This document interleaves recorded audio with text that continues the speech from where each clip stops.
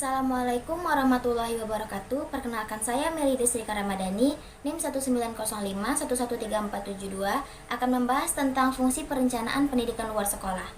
Pada dasarnya, pendidikan luar sekolah atau pendidikan non-formal merupakan pendidikan yang berperan sebagai pelengkap, penambah, dan pengganti pendidikan formal.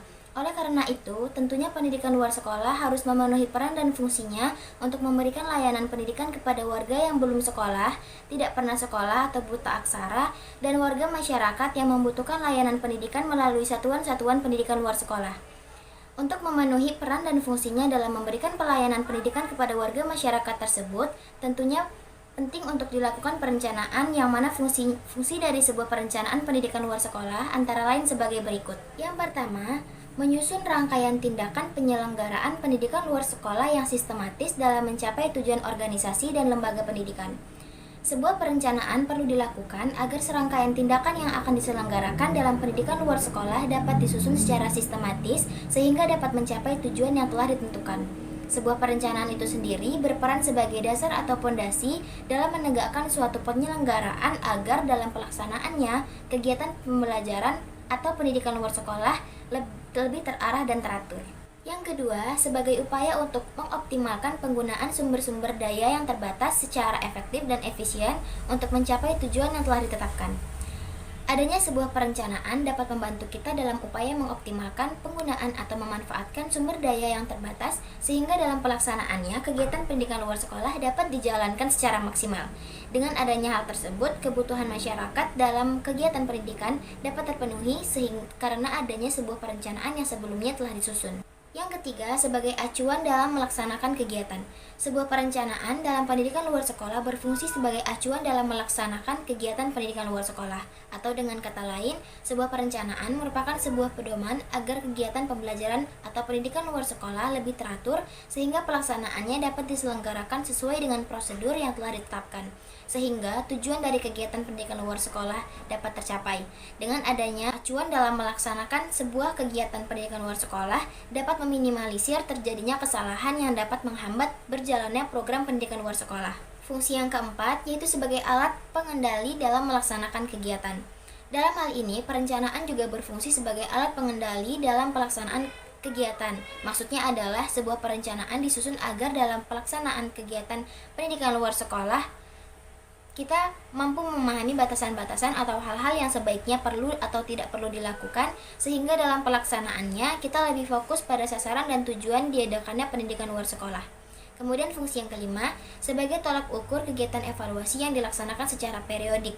Dengan adanya sebuah perencanaan pendidikan luar sekolah, maka kita mampu mengukur tingkat ketercapaian pendidikan luar sekolah itu sendiri, serta dapat mengetahui sejauh mana kemampuan dan keberhasilan kita dalam melaksanakan berbagai program atau kegiatan yang telah dilaksanakan.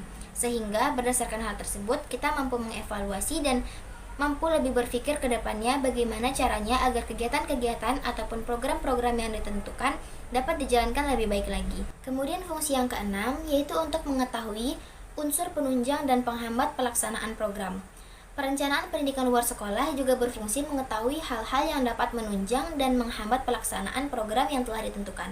Hal ini tentunya berkaitan juga dengan aspek-aspek yang mendukung pelaksanaan pendidikan luar sekolah, seperti sumber daya manusia, sarana dan prasarana pendidikan, waktu dan sistem pelaksanaan pendidikan, dan hal-hal lain yang dibutuhkan dalam pelaksanaan pendidikan luar sekolah. Sehingga dengan adanya sebuah perencanaan, maka hal tersebut sudah dapat difikirkan dan dapat diperkirakan untuk pelaksanaan kegiatan ke depannya. Baiklah teman-teman, materi selanjutnya akan dilanjutkan oleh rekan saya selanjutnya. Terima kasih. Assalamualaikum warahmatullahi wabarakatuh. Karakteristik perencanaan. Yang pertama, perencanaan merupakan model pengambilan keputusan secara rasional dalam memilih dan menetapkan tindakan-tindakan untuk mencapai suatu tujuan. Yang kedua, perencanaan berorientasi kepada perubahan dari keadaan masa sekarang kepada suatu keadaan yang diinginkan di masa yang akan datang. Yang ketiga, perencanaan melibatkan orang-orang ke dalam suatu proses untuk menentukan dan menemukan masa depan yang diinginkan. Yang keempat, perencanaan memberikan arah mengenai bagaimana dan kapan tindakan tersebut akan diambil serta pihak mana saja yang akan terlibat di dalamnya. Yang kelima, Perencanaan melibatkan perkiraan semua tentang kegiatan yang akan dilalui. Yang keenam, perencanaan berhubungan dengan penentuan prioritas dan urutan tindakan yang akan dilakukan. Yang ketujuh, perencanaan sebagai titik awal untuk mengarahkan kegiatan pengorganisasian, penggerakan, pembinaan, penilaian, serta pengembangan. Baiklah, materi selanjutnya yaitu prinsip perencanaan PLS. Perencanaan merupakan langkah awal dalam melakukan suatu program. Perencanaan dapat dijadikan acuan untuk waktu yang akan datang sehingga program yang akan dilaksanakan dapat berjalan sesuai dengan rencana dan target yang diinginkan. Perencanaan bukanlah jaminan untuk kesuksesan suatu program, tetapi minimal dengan perencanaan dapat mengetahui langkah apa saja yang harus dilaksanakan sehingga memudahkan dalam pelaksanaan suatu program. Menurut Sujana, prinsip-prinsip perencanaan pendidikan non-formal atau pendidikan luar sekolah yaitu: pertama, perencanaan atau penyusunan program non-formal harus diawali dengan mengidentifikasi sumber-sumber dan karakteristik sasaran program. Perencanaan disusun dengan memperhatikan rencana yang telah disusun sehingga kegiatan yang direncanakan berkesinambungan dengan kegiatan sebelumnya. Selanjutnya, perencanaan program harus memanfaatkan sumber daya yang ada secara cermat dengan hasil seoptimal mungkin.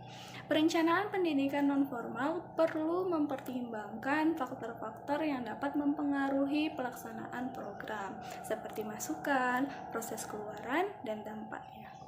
Lalu yang kedua, perencanaan merupakan kegiatan yang sistematis menghasilkan serangkaian tindakan untuk dapat mencapai tujuan yang telah ditetapkan. Secara sederhana, langkah-langkah dalam perencanaan meliputi persiapan, pelaksanaan, dan penilaian.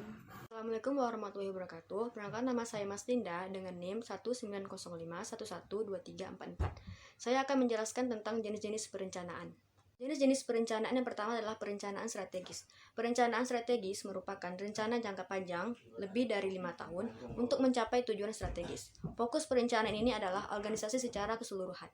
Rencana strategis dapat dilihat sebagai rencana secara umum yang menggambarkan alokasi sumber daya, prioritas, dan langkah yang diperlukan untuk mencapai tujuan strategis.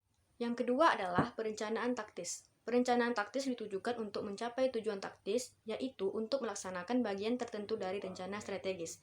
Rencana ini mempunyai jangka waktu yang lebih pendek, yaitu 1-5 tahun dibandingkan dengan rencana strategis. Kemudian yang ketiga adalah perencanaan operasional.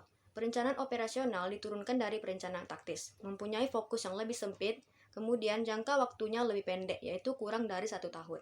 Beberapa jenis perencanaan operasional. Yang pertama adalah rencana tunggal atau sekali pakai, yaitu rencana tunggal adalah rencana yang dilakukan sekali pakai. Yang kedua adalah rencana standing. Rencana standing adalah rencana yang bisa dipakai berulang-ulang. Rencana standing bisa menghemat waktu dan tenaga, karena rencana ini bisa diterapkan pada situasi yang sama. Kemudian jenis perencanaan operasional yang ketiga adalah rencana situasional, di mana perencanaan situasional merupakan perencanaan yang memasukkan alternatif perencanaan yang berbeda. Dapat dikatakan, perencanaan situasional adalah perencanaan cadangan. Jadi, apabila rencana A tidak berhasil karena adanya sebab-sebab tertentu, maka rencana B dapat dilaksanakan. Jenis perencanaan yang keempat adalah perencanaan alokatif.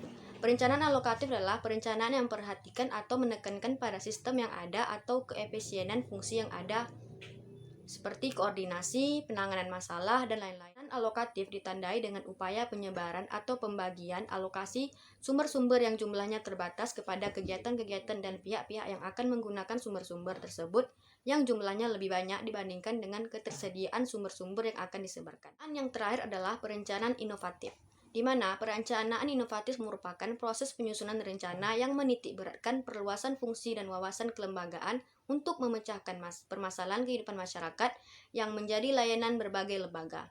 Perencanaan ini ditandai dengan adanya upaya pengembangan gagasan dan kegiatan baru dalam memecahkan masalah. Itulah jenis-jenis perencanaan yang dapat saya jelaskan, lebih dan kurang mohon dimaafkan. Wassalamualaikum warahmatullahi wabarakatuh.